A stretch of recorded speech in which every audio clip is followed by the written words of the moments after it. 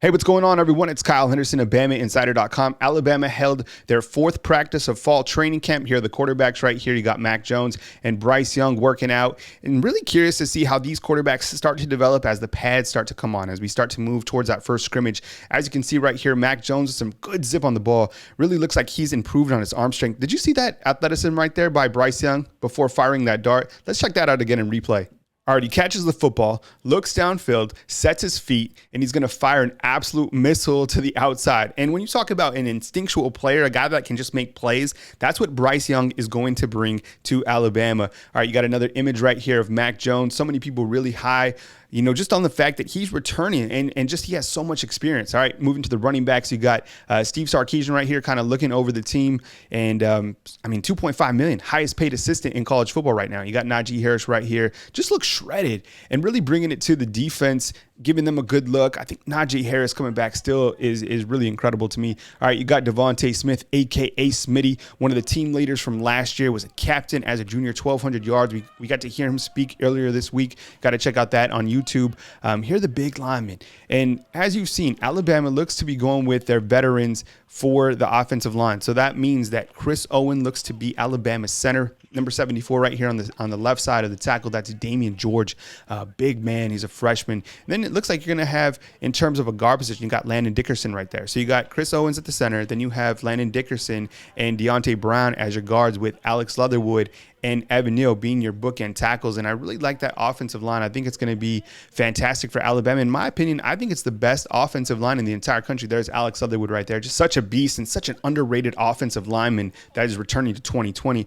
All right, we got another photo of Brian Robinson, who looks absolutely fantastic in fall training camp. Here's a first look at Alabama's new grad transfer tight end. That's Carl Tucker, 6'2", 248 pounds, looks absolutely jacked. Curious to see how they utilize him during this season. You got Slade Bolden, who's a fan favorite. A lot of players certainly say that he's making gains. I want to see him get onto the field. He's just such an electric player. We have some other great photos of Devonta Smith. How many yards do you think Devonta Smith will catch for in 2020? Let me know in the comment box. Also got a chance to hear from Jaylen Waddle today, but Waddle wasn't giving away any secrets on how fast his 40 time is. Right now, Dr. Ray is more of a speed-focused guy, so me and him have, really good, conversation on what I need to do and how I'm doing. So right now he said I'm looking really, really good, and my first 20 yards is really good. Honest question for you. How fast do you think Waddle is 40 time wise? I'm guessing a 4.2, right? All right, sign off in the comment box.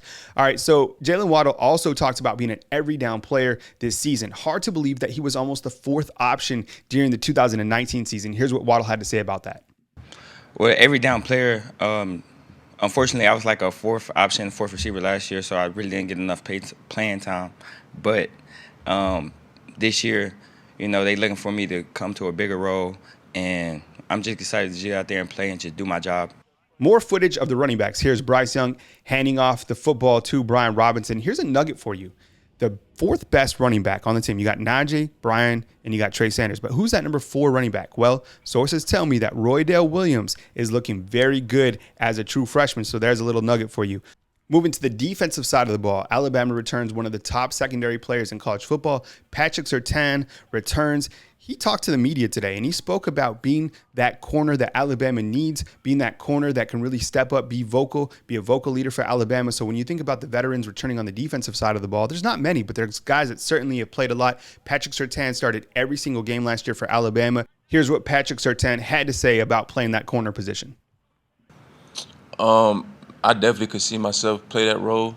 I feel like Pete trusts me in that position. I feel like I got to live up to the expectation. The secondary, we've been coming around, well. We've been communicating out there, playing fast. We getting more comfortable as well on the field.